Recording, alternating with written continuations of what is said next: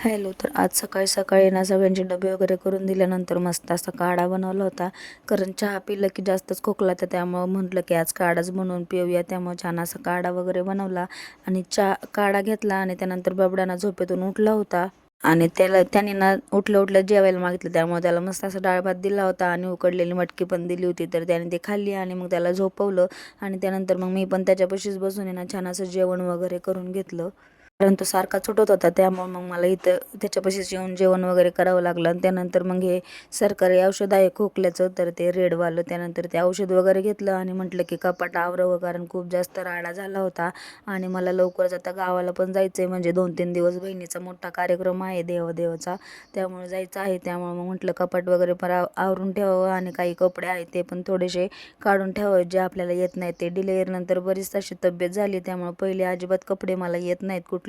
त्यामुळे मग ते सगळे कपडे असे साईडला काढून ठेवले जे की लागत नाहीत. आणि त्यानंतर परत मैत्रिणीने सजेशन केलेलं हे खोकल्याचं औषध म्हणजे की एक पावडर आहे आणि त्यामध्ये ना 2 चमचे पावडर आणि 1 चमचा मध टाकून छान असं मिक्स करून ते खाऊन घेतलं. कारण खोकलाच एवढा लागला ना की जातच नाही आहे. त्यानंतर मम्मीकडे गेले होते तर तिने सगळं असं वाळत घातलं होतं. गेल्या वर्षी तिचे पापड कुरड्या वगैरे सगळं असं वाळत घातलं होतं. तर मग तिने छान असं सगळं भरून ठेवलं आणि त्यानंतर नाही तिळाची कुरडई होती. ती तिळाची कुरडई कोणी कोणी खाल्ली नक्की कमेंट करून सांगा.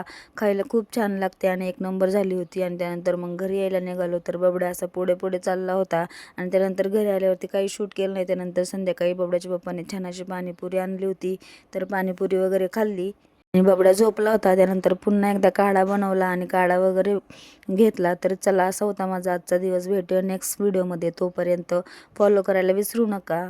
Bye bye.